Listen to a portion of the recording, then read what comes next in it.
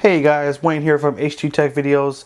Today I'm doing a quick video. I want to go over the tips and tricks on the Samsung Galaxy On5, and let's just jump right in. The first tip is going to be one you should do with any Android phone when you first get it, which is to increase your screen timeout time. As you notice, the screen dims really quickly. You only get 30 seconds out of the box. So what we want to do is go to Settings, and we want to go to Display, and then we want to go to Screen Timeout and change it. I like to do like at least 2 minutes. So then if you don't touch the screen, it's not turning off so quick. So that's going to be our first. This is more of like a, not like a pre-tip. All right, let's jump into the real tip. So the first real tip is going to be how to add more apps to your home screen. So right now we've got 4 rows and 4 columns of apps. There's a way you can actually stretch it out to get more apps on this screen. What you're going to do is hold down on just a blank spot on the home screen, and it brings up this menu, and then we're going to go to Screen Grid.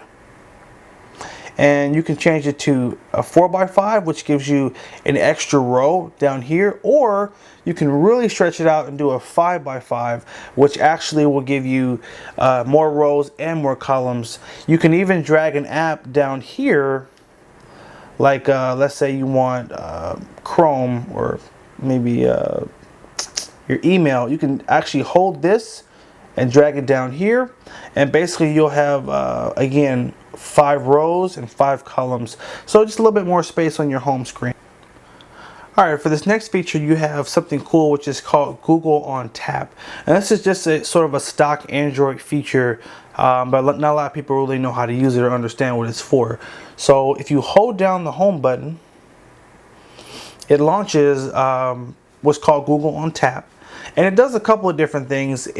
It will scan your whole screen and it'll look for like relevant information. For example, if someone texted you an address, you could hold down on the home screen, and this would give you an option to basically navigate right to that place without you having to copy it and paste it in Google Maps. Or there could be a phone number in there. You could hold down on the home button right there, and you'll have an option to call that number.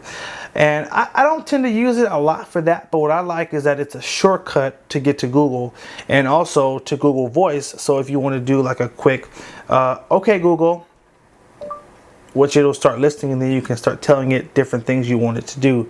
So like I may want to search something, I'll just hold down on that, let it launch. Okay Google,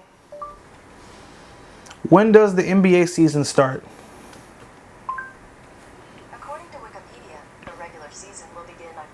October 25. So that's just, you know, one way to use it, and there's a lot of other things you can do with it.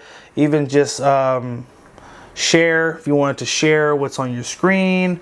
It actually takes a screenshot of your screen, and it automatically will allow you to share it or even save it in your gallery. So that's just a little basic little tip there. Kind of play around with it. It does a lot, but it's all based on like what you think it would be useful for.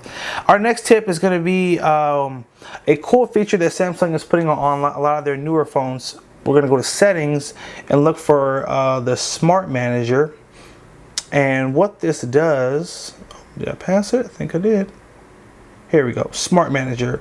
So what this feature does is it's like having one of those apps like Clean Master, or one of those apps that like sort of keeps your phone running smooth. So one, it'll tell you, about your battery, and if there's an app that's draining your battery, it'll show you how much storage you have free. You can tap on RAM, and you can see if there's any apps that are like kind of taking up a lot of your RAM, which is what kind of controls how fast your phone is going.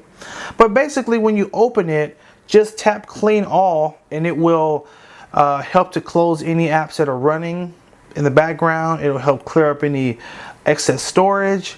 And it's again like having one of those Clean Master apps, but it's built in, so it's a lot more efficient than having like Clean Master, which nowadays has a lot more advertisements and stuff in it. So our next tip is going to come in the Messages app. So go to Messages, and there's 2 things actually. So one is what's called Priority Sender, And what it does is it allows you to add contacts of the people you text the most.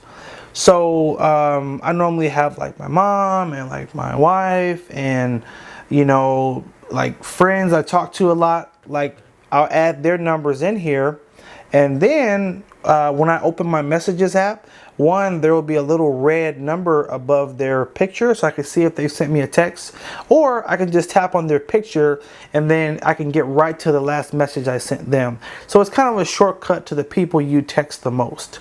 So that's one part of it. The other part of it is if we go to more settings, we go to background, we can actually customize the messaging app, so kind of make it a little bit more fun and a little more friendly. You can even add your own picture as the background as well, so kind of cool there. Our last feature is it's again really simple one, but it's how to rearrange your apps up here. Maybe you don't use location GPS a lot or Bluetooth, but maybe you want your flashlight up there. I personally like to have the flashlight up there, so I want this to be closer. So if you tap on edit, you can hold down on the app and just drag it, and you can kind of rearrange them to be in the order of the stuff you use the most. So anyway, that's the last tip. Hope you guys found this video helpful. Next I'm going to do a hidden features video and show you all kind of other cool stuff you can do with the phone that you probably didn't know you could do. So keep an eye out for that video, and thanks for watching. Make sure you like, favorite, and share the video if it was helpful as well. And take care and have a good one.